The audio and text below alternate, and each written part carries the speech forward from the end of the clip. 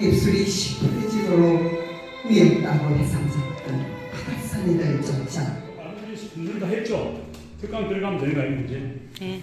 맞죠? 네. 이건 큰 박수로 우리 정갑생 박사님을 모시도록 하겠습니다. 박수로 한번 해주세요.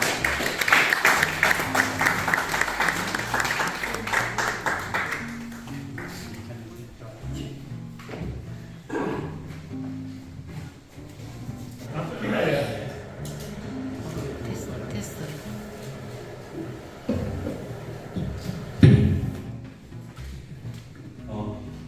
정학생입니다.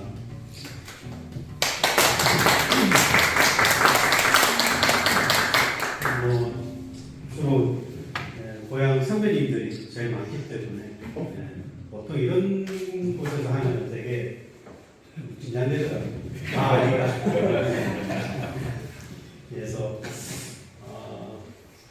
예전에 이제 그 능포동지를 만들고 난 이후에 아마 다시 고향 선배님들과 그리고 또 이제 능포동에 거주하시는 분들 그리고 이제 같이 이렇게 오랜만에 뵙게 됐습니다. 최근에는 이제 그 성동회 대학교 동아시아 연구소에서 연구 교수도 있고요. 최근에 이제 그 동아시아 연구소가 총장 직속 연구소입니다. 그러다 보니까 거기에 센터를 하나 만들었습니다. 냉전통화 센터라고요. 그래서 그 센터장을 최근에 또 같이 맡으면서 활동을 하고 있습니다. 제가 이제 그 원래 아양에서 태어났죠. 아양에서 태어났는데 어릴 때라 잘 모르고요. 주로 이제 뭐 사진으로나 가끔은 이제 기억나는 거는 그냥 바닷가 정도 기억이 나는 거 말고는 잘 모릅니다. 근데 보통 이제 사진과 자료 뭐 이런 걸 통해서 좀 갖고 부모님 결혼 사진 뭐 이런 것들 주변에 보면서 고향이라는 걸 이제 어렴풋이 기억을 했었죠. 근데 오늘은 이제 뭐 능포와 아양을 오고 가는 이야기를 하게 될 것 같습니다. 여러분들 오늘 보시는 사진들 중에서는 최근에 제가 이제 주로 그런 분들 이야기 하시더라고요. 해외는 반전이 있고 뭐 국내에 반전이 있고 뭐 그런 이야기 많이 하시는데 그래서 이제 미국에서 좀 수집했던 자료들을 좀 보면서 이야기를 해드릴 거고요. 최근에 좀 이제 미국이라든지 유럽이라든지 이런 여러 나라를 다니면서 좀 내셔널 아카이브에서 우리로 치면 한 국가기록원 정도로 보시면 되겠습니다. 그런 데서 이제 연구 프로젝트 형태로 좀 가서 꼭 가면은 제가 거제도라는 키워드를 제가 검색을 해봅니다. 이게 역시 그 못 속이는 게 있는 거죠.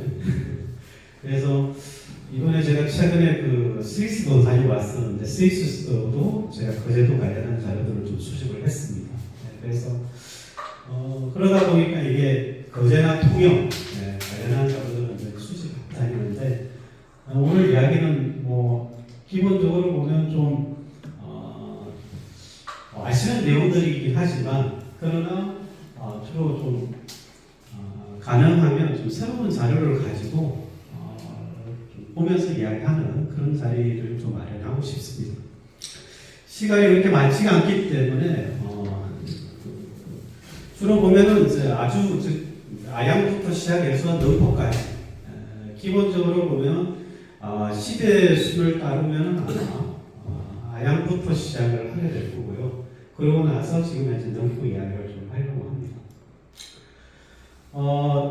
오늘 여러분들 이제 가보지는 않으셨을 것 같은데 많은 분들이 가셨을 것 같은 양지암. 원래 이름은 양주암입니다. 어덜양자에다가 섬주자를 써서 양주암이라고 하죠. 근데 양지암이라는 단어가 나오기 시작한 것을 보니까 1905년 시기에 로열 전쟁을 앞두고 아마 끝나고 난 시점인 것 같은데요. 1905년 한 4월쯤에 양지암에 포대가 만들어지기 시작합니다. 그러면서 이름이 양주암이 아닌 양지암으로 바뀌는데요. 그때 보면 이제 이게 원래는 앞에 있는 그 양주암하고 양지암이 결국에는 이렇게 바뀌는 이유가 뭘까? 자료상으로 나와 있는 거는 그렇게 많지가 않습니다. 주로 보면은 근대 시기에 있어서 양주암은 주로 대마도 사신선이 이렇게 오면 혹은 아니면 이 앞바다가 이제 워낙 풍랑이 심한 곳이다 보니까 이제 표류해서 오시는 분들이 주로 양주암 근처에 표박을 해서 나중에 부산으로 혹은 아니면 오프로 들어오는 그런 관련한 기사들이 좀 있습니다. 그게 보면은 주로 양주암이 있고요. 양지암이라는 이 글자 혹은 자료는 일본 자료에 제일 많이 나옵니다. 그러니까 한국 자료보다는 일본 쪽에서 나오는 자료고 요즘 일본에서 좀 찾아보니까 제일 많이 쓰는 게 바로 이 양지를 갖다 히로시라고 합니다. 일본 말고 주로 보면은 일본인 성이나 혹은 이름에 많이 씁니다. 그러니까 일본이 이제 이게 특히 이 양지암 주변에는 가이시 겐타로라고 유명한 일본인 의장주가 있었는데 그 일대를 대부를 받아가지고 의장을 크게 했었죠. 그러다 보니까 이 시기와 어떤 비슷한 시기에 아마 이름을 양지암으로 바꾸지 않았을까라는 생각이 좀 듭니다.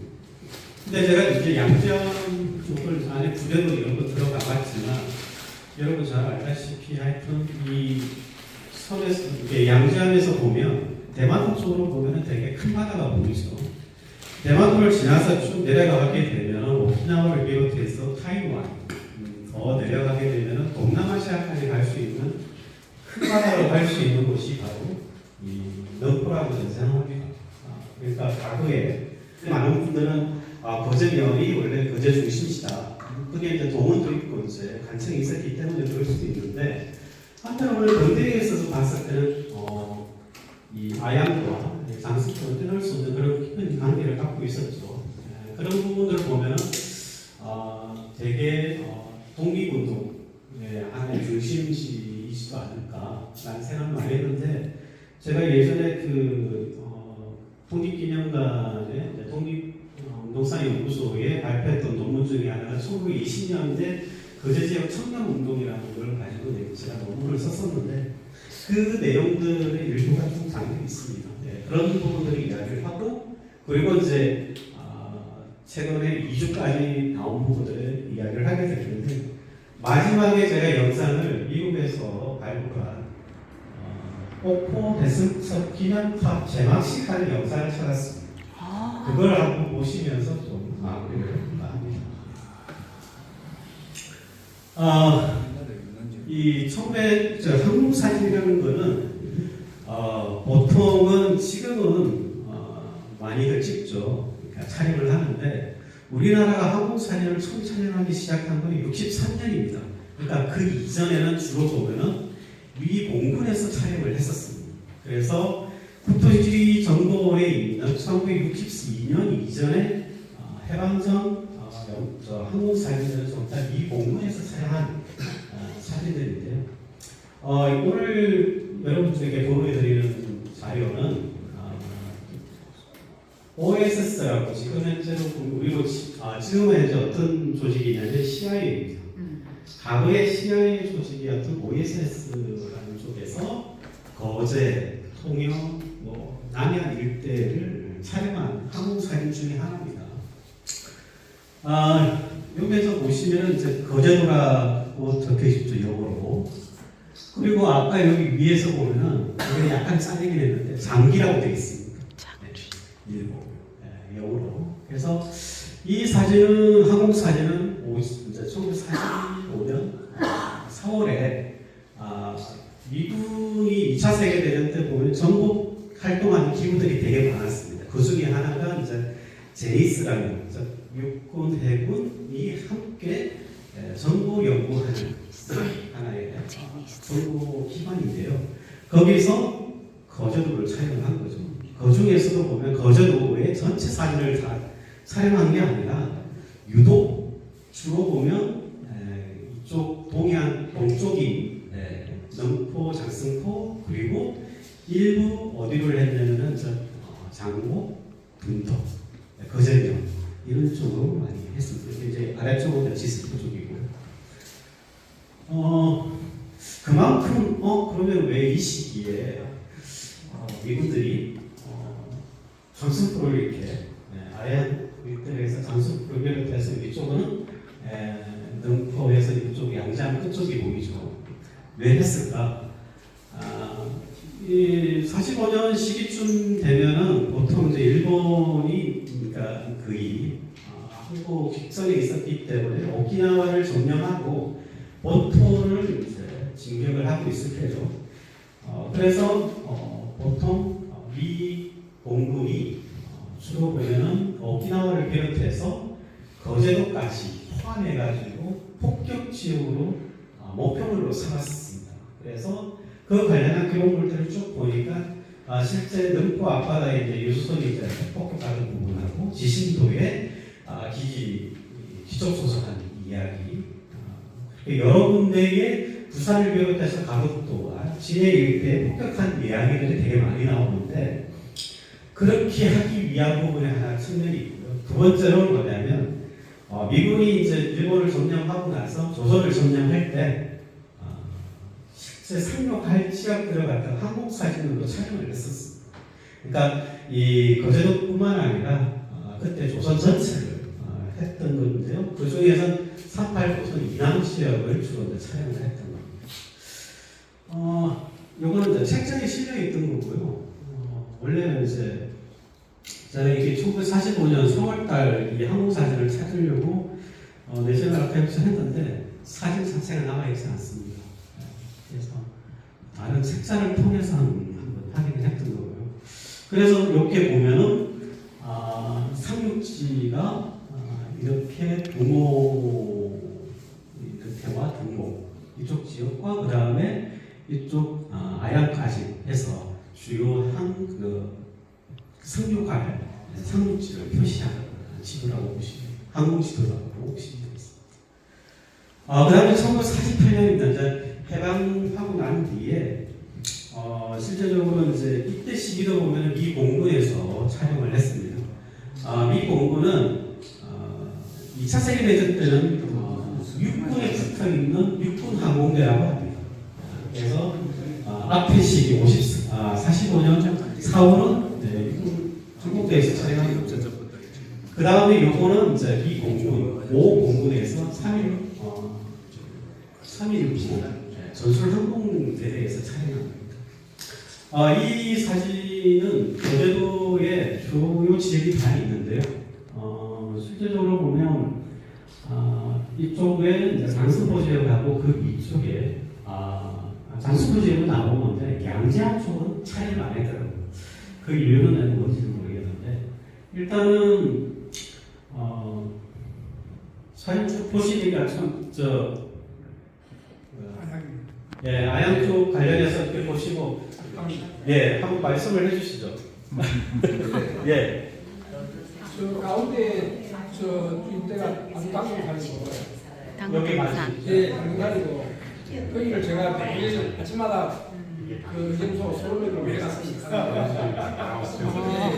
그것을 못 해가지고 매일 가는 거 같았어요. 이쪽으로 옮겼죠.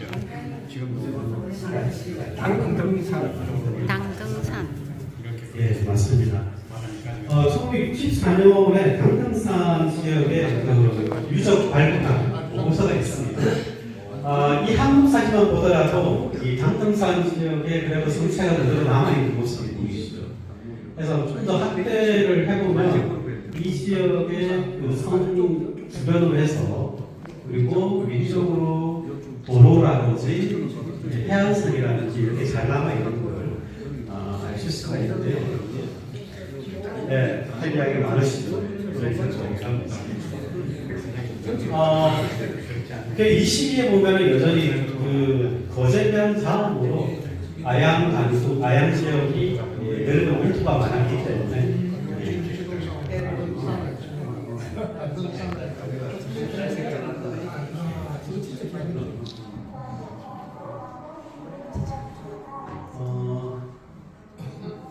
이제 67년 시기는 제가 이제 찾아봤는데요. 아양 가족 지역이 안 나오더라고요. 네. 그래서 이제 60년대 이후부터는 주로 보면 이제 한국 정부에서 촬영한 한국 사진들이 좀 많습니다. 능포항이 되겠고요. 그 다음에 양지항하고 이쪽 지역으로 해서 79년도 사진을 주고 네. 여기 능포항이고 네, 지금의 모습. 시대적으로 보면 능포의 변화 혹은 아양의 변화라는 게 이렇게 한국 사진 하나만 가지고도 충분하게 이야기를 할 수 있는데 지금 한국 사진 제가 가지고 있는 애들이 화질이 되게 좋습니다. 그래서 이 정도의 2배 크기를 프린트해도 깨지지가 않아요. 그래서 그만큼 한국 사진에 대한 부분들을 이야기를 좀 하면 그만큼 뭐랄까요 새로운 부분들로 보고 이야기를 할 수 있는 것들이 좀 많지 않을까 생각됩니다. 이는 보는 거는 그만큼 시대의 변화에 따라서 아양이라든지 능포가 어떻게 지형적으로 바뀌었을까 그리고 공간적으로 그리고 이제 얼마나 사람들이 늘어났을까라는 건데요. 뭐 보시다시피 보면은 일제 시기에는 집이 그렇게 많이 보이진 않지만 점점 48년과 60년대, 70년대로 접어들었을 때 점점 인구가 늘고 있다는 걸 알 수가 있겠죠. 근데 아양이라는 곳이 보면은 되게 오랜 시간 동안에 어떻게 보면은 이제 고대부터 만들어졌던 곳이잖아요. 네. 그런 곳이다 보니까 되게 유학자들도 많으시고 그리고 거제에서 3.1운동이 이제 1919년 4월 3일 날 일어났었는데 그때 참여했던 많은 분들도 유학자들도 있었지만 아까 이제 말씀하셨던 총장님처럼 윤태권이라는 분은 아양리고 통장입니다. 그러니까 이장이죠. 이장했던 분이 같이 독립운동을 했던 거죠. 여기 보면은 이인수라든지 뭐 그다음에 이주근이라든지 이런 분들은 아양리 출신, 아양리 밀번지 출신. 그러니까 다들 장기 마을 출신들이라는 거예요. 그만큼 보면 아양리 사람. 근데 윤태권 분은 원래 명동에서 오신 분이에요. 연천면동. 예, 연천 명동에서 오신 분이 이제 아주에서 자리를 잡으면서 독립운동을 하셨던 거죠. 이런 분들이 결국에는 아양들이 아주 그리고 더 벗어나면은 이 거제의 학일정신과 독립의식을 더 고취시켰던 이런 분들이라고 보면 되겠습니다. 그래서 여기서도 보면은 이제 이중수라는 분도 그런 분들이라고 보시면 되겠죠. 그만큼 보면 아양이라는 곳 자체가 보면 되게 농촌 마을이면서 거촌 마을, 반농반을 하는 곳이기 때문에 그만큼 이 지역에 있는 분들의 항일의식들이 더욱더 투철한 거 아닐까. 그것은 이쪽 지역에서 활동했던 특히 윤태권이라는 분은 나중에 서울청년에서도 가입을 합니다. 그리고 이제 실제 이제 추동을 했던 윤태권, 이주근 이런 분들은 정말 경상남북에서 옥고를 치우십니다. 그리고 그만큼 보면 되게 유명하신 분들이죠. 아까 제가 물어봤던 이 청년회관, 이혼 청년회관이 저는 근대 시기에 있어서 현대 사회에 있어서 제일 중요한 건물이라고 저는 생각하는 게 뭐냐면 초기에 조선 동아일보 지국도 여기에 있었고 나중에 중해일보도 들어오고 그 다음에 양정마을이라는 이 우리나라의 그러니까 거제도에서는 그래도 좀 약간 그 보통 학교보다는 좀 버금가는 곳이고요. 그만큼 보면 되게 유명했던 곳이 다 이웃 청년회관 이게 아양리에 있었다고 해요. 그래서 그만큼 이 시기에 그나마 그때 시기에 독립운동 민족의식과 명장을 했던 분들까지도 이 회관을 만드는데 십시일반 해가지고 회관을 만들었습니다. 그리고 특히 이제 능포니까 능포 청년회도 있었습니다. 예, 지한석 어르신 지금 다 돌아가셨지만 그분 집안이 이제 지한명, 지한철, 지한용, 지한조 예, 이런 분들이 보면 일찍이 이런 한국민운동을 하셨고 특히 좀 주목되는 지한명 이분은 통일유공자로 추수가 되셨는데 이 시기에 1920년대에는 주로 보면은 이분들이 전부 다 조선공산당 사찰에서 거제도 야채이카, 즉 야채이카는 이제 그 러시아 말입니다. 그래서 우리말로 하면 세포라는 뜻인데 그런 활동을 하셨죠. 특히 뭐 20년대 하면은 조선은 대대 보면 공산당 운동이 활발했는데 제가 최근에도 이제 그 10년 넘게 미국을 다니면서 아카이브에 가면 그 박은식 손자분이 내셔널 아카이브에 매일 오십니다. 사진을 보고 오세요. 그 박은식 그 유명한 독립운동가시죠. 그분의 아들이 박시창 장군이라고 혹시 아시는지? 박시창. 네. 그분의 아드님이시죠. 그분 이야기를 박시창 장군 이야기를 많이 하시는데 특히 자기 할아버지에 대한 특히 이제 조선공산당을 지원했던 이야기를 많이 하십니다. 예. 그만큼 이 시기에는 그냥 신의 정신이 바로 이 독립운동의 하나의 축으로서 활동을 많이 했는데 거제도가 그런 부분들이 좀 있다. 그래서 그런지 하여튼 해방 이후에 미군도 거제도의 80%는 다 이 사회주의자다라는 보고서가 있을 정도였습니다.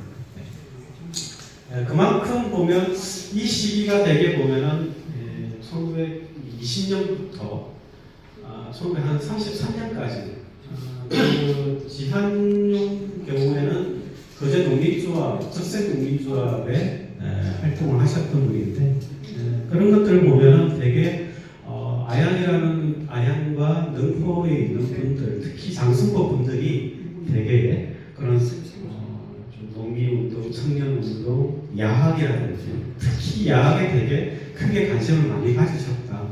어떻게 보면은 지금은 돌아가셨지만 그 예전에 거제 중학교 설립하신 진도선 선생님 같은 경우에도 보면 그 시기에 되게 많은 분들이 그런 야학에 대해서 관심 갖고 활동했기 때문에 중학교까지 설립하게 된 이유가 아닐까라는 생각을 합니다. 그런 시기와 더불어서 되게 이 아양과 능포라는 이 지역이 조선시대 때 명례궁에서 운영했던 대거 의상입니다. 아주 유명하죠. 그래서 그러다 보니까 일찍이 일본인들이 위주를 많이 맞춰보는데 특히 이제 장승포 같은 경우에. 그런데 이제 그 능포 양시암을 주변으로 해서 주로 보면 해군 작전 구역입니다. 어떻게 보면 진해 여왕사령부의 작전 구역에 거제도 전역이 다 들어갔습니다. 바닷가가. 그러다 보니까 의외로 보면 조선인들이 고기 잡으면 되게 불편한 게 많았죠. 제약도 많았고. 근데 일본인들은 그런 제약이 별로 했죠. 그래서 이제 아이스 겐타로라는 능포 지역에서 유명한 어장주가 넓은 지역을 대구도 하고 노장을 잡고 있었죠. 근데 이게 뭐랄까요? 양시암 일대가 대개 보면은 진해만으로 연결되고 대만으로 연결되는 어떻게 보면은 군사의 중시 지역이라고 보시면 되겠습니다.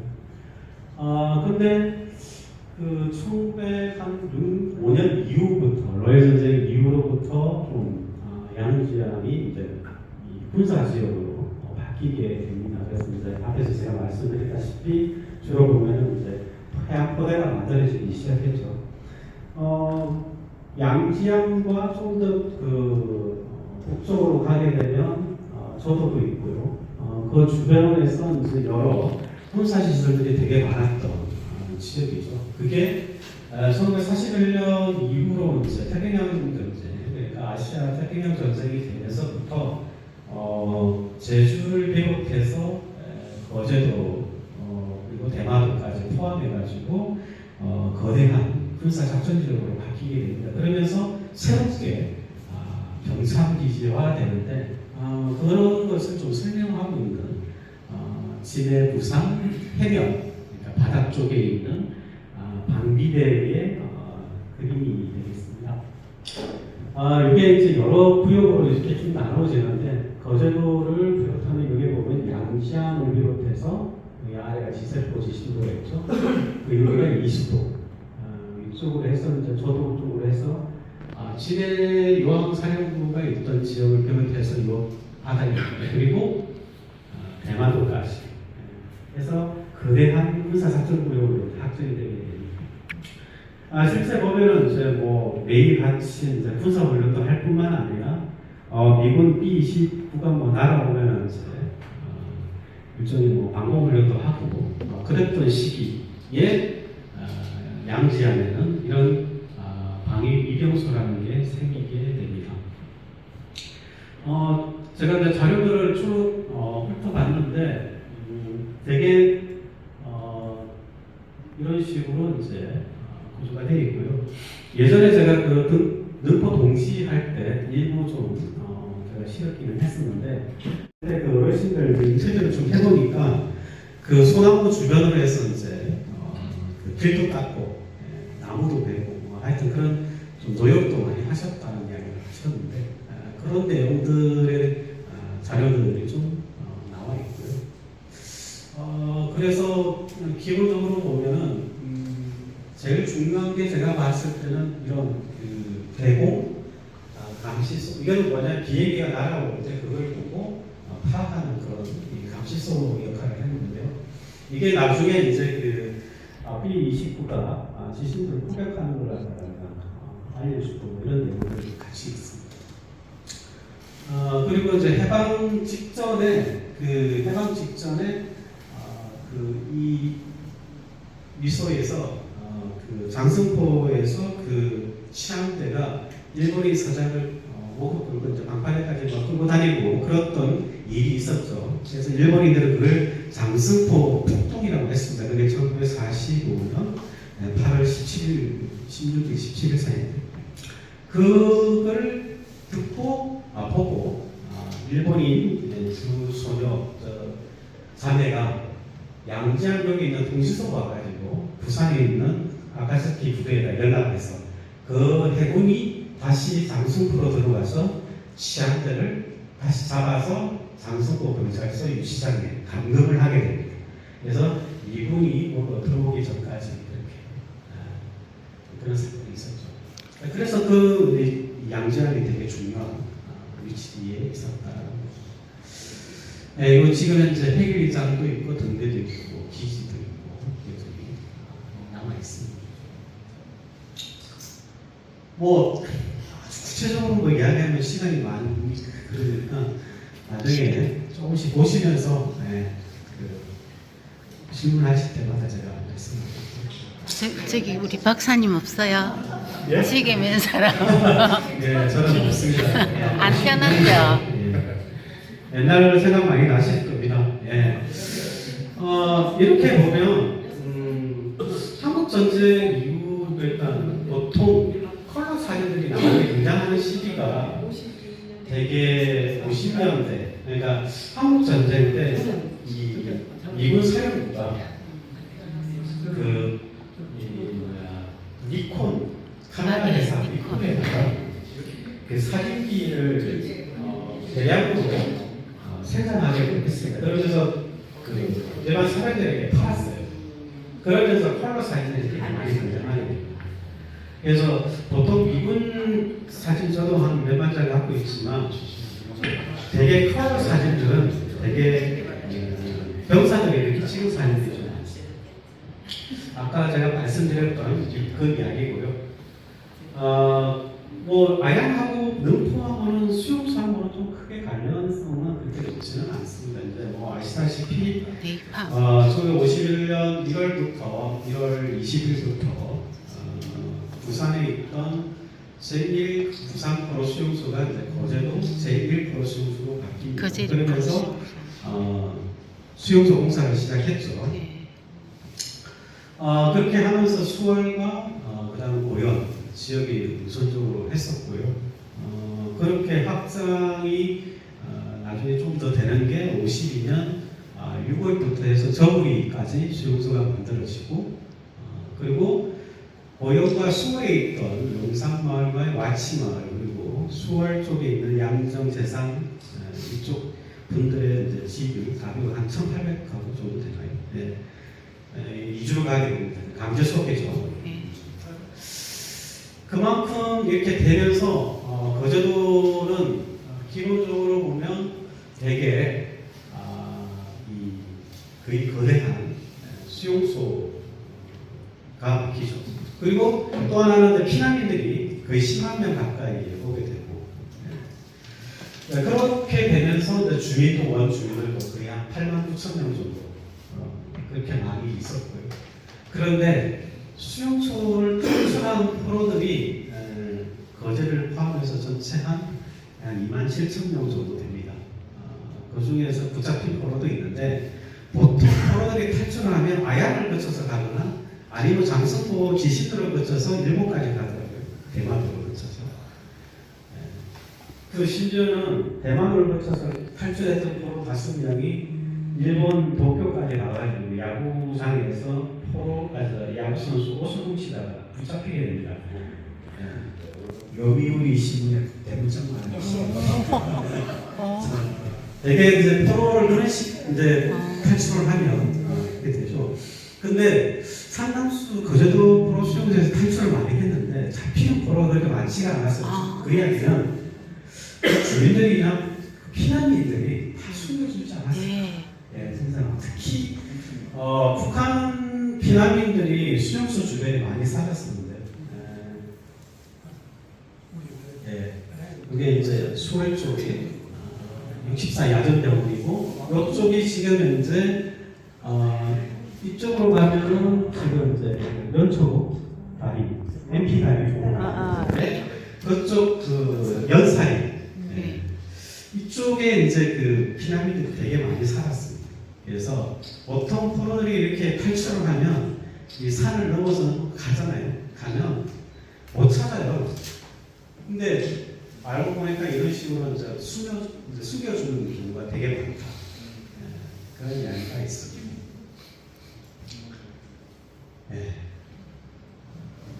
이쪽이 이제 장평 쪽이 되겠고요. 장평 마치 여기가 이제 MP다리입니다.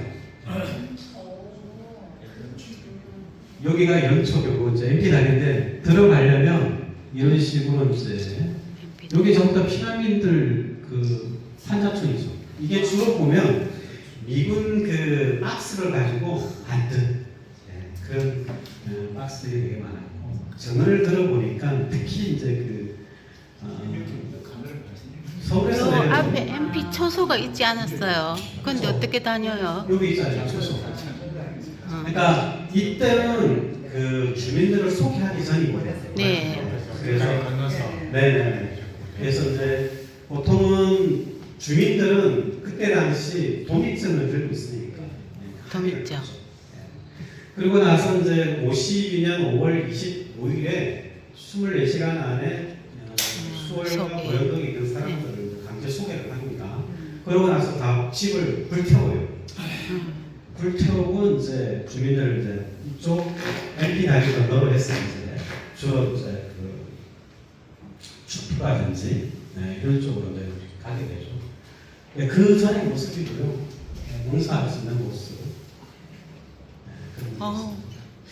포로 수용소에 있었던 분들 중에 보면은 1952년 7월에 이 민간인 공유자라고 해서 풀려난 분들이 있습니다. 그분들이 이제 그 경북 영천 포로 수용소에서 석방되어서 나오는 장면인데요. 이분들은 주로 이제 그 마산으로 내려온 분들인데요. 억류 민간이라고 하죠. 이제 고향으로 돌아가는 분들인데, 주로 이분들이 그러니까 경남이 고향인 분들이에요. 그러면 거제 출신자도 있었는데, 그랬어요. 그래서 이제 보통 보면 인민군 점령지에서 붙잡혀서 조선인민의용군, 의용군 출신자들. 네. 그래서 그 사람들이 나중에 전투자 끌려갔는데 전투하는 도중에 전부 다 집단으로 투항을 하게 됩니다. 그 사람들이 고스란히 거제도 포로수용소로 많이 오게 됩니다. 그렇게 해서 원래는 포로 신분인데 인민군에 강제적으로 끌려간 의용군이라고 해서 결국에는 포로가 아니라 민간인이다 해서 이제 민간인으로 신분이 바뀌었죠. 그러면은 민간인이니까 원래 민간인들도 전쟁이 끝나야 석방되는 건데 미리 이렇게 협상을 해서 석방이 됩니다. 이것도 미국에서 제가 수출했던 자료고요. 그래서 이제 뭐 아양과 장승포, 그러니까 장승포는 아양 저기는 연료천인데요, 보니까. 맞습니다. 네. 금방 보시고 가나 마을이 오른쪽이죠. 지금은 이제 이쪽에 위에 보시면은 지붕이 전부 다 그 박스로 이건 박스에서 만든 거예요. 예 맞습니다. 예 맞습니다. 기름종. 이런 식으로 이제 집을 많이 지었죠. 그래서 이제 보통 이제 아양과 관련된 자료들을 좀 미국 자료를 제가 보니까 아양이 원래는 아주에 피난민 수용소가 있었습니다. 근데 그게 1953년에 불이 났어. 그 수용소를 아양으로 옮겨갑니다. 그래서 아양이 피난민 수용소가 만들어지죠.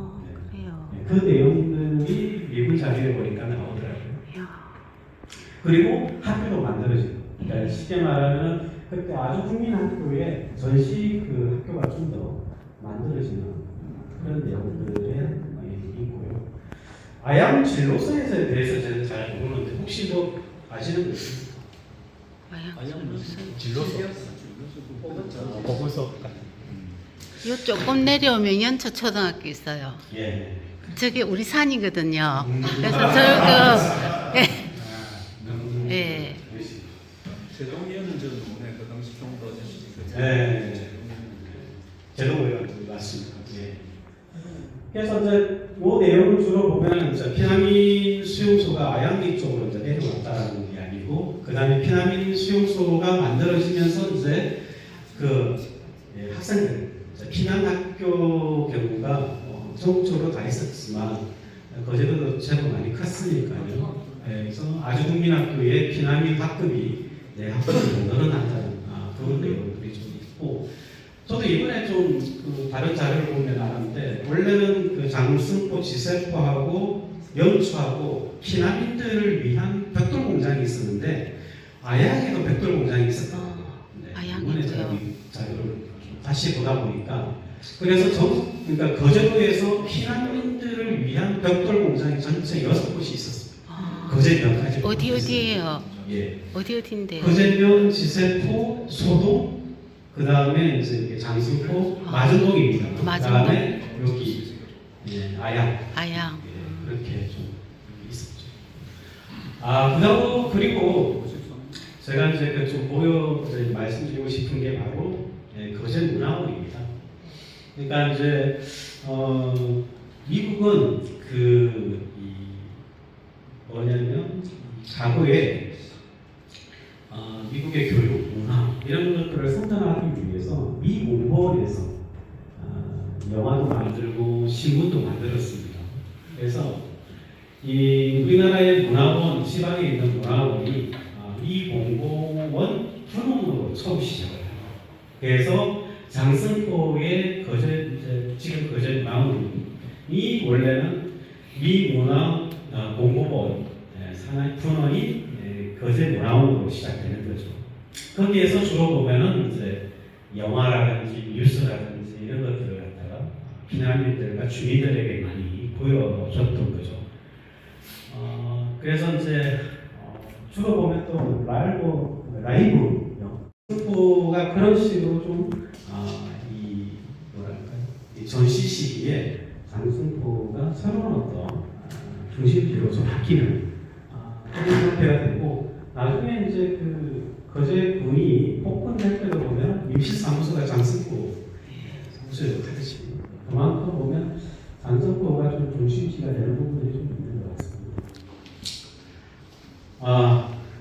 그래서 이런 식으로 해서 기본적으로 보면 아양과 장승포 영토가 전쟁 시기에 좀 그렇게 좀 확장되고 좀 되게 사람들이 이제 많이 모여들게 되고, 전쟁 시기에는 의외로 원주민들이 부산으로 많이 빠져나갔습니다. 먹고 살기가 힘들었습니다. 그래서 인구가 많이 줄게 됩니다. 좀 이상한 멘트죠. 근데 피난민들이 나중에 이제 그 53년부터 이제 재배치가 됩니다. 그래서 서울로 가고 속초로 가고 그러면서 피난민들이 빠져나가면서 원주민들이 다시 돌아오는 그런 얘기가 되겠습니다. 네, 이게 이제 마지막으로 보여드릴 거. 네, 옥포 대승절 기념사. 아까 바다, 그 아양 바다. 네. 이게 개막식이구나.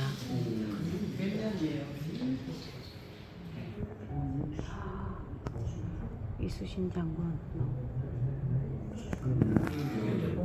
이분 누구예요? 네, 우리 우리 할아버지. 되게 짧습니다. 이게 제가 봤을 때 이게 바다가 등장하는 바다가 나오는 게 되게 이렇게 바다가 나오는 부분은 좀 지금 비안바 못해. 네. 비안바에 못 옥포 가는 길이에요. 네. 지금 저는 매립돼 가지고 옥포 비어진 쌍둥이 빌딩 있는 그 밑에. 네. 그 위치에 지금. 감사합니다. 가시죠.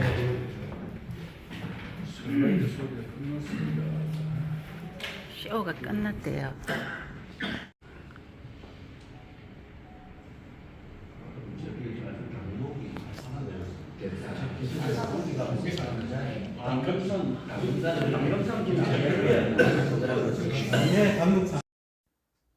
제가 중학교 1학년 봄 소풍을 아주당등산에 갔었습니다. 정갑생 교수님 특강 두고두고 유익할 것 같습니다.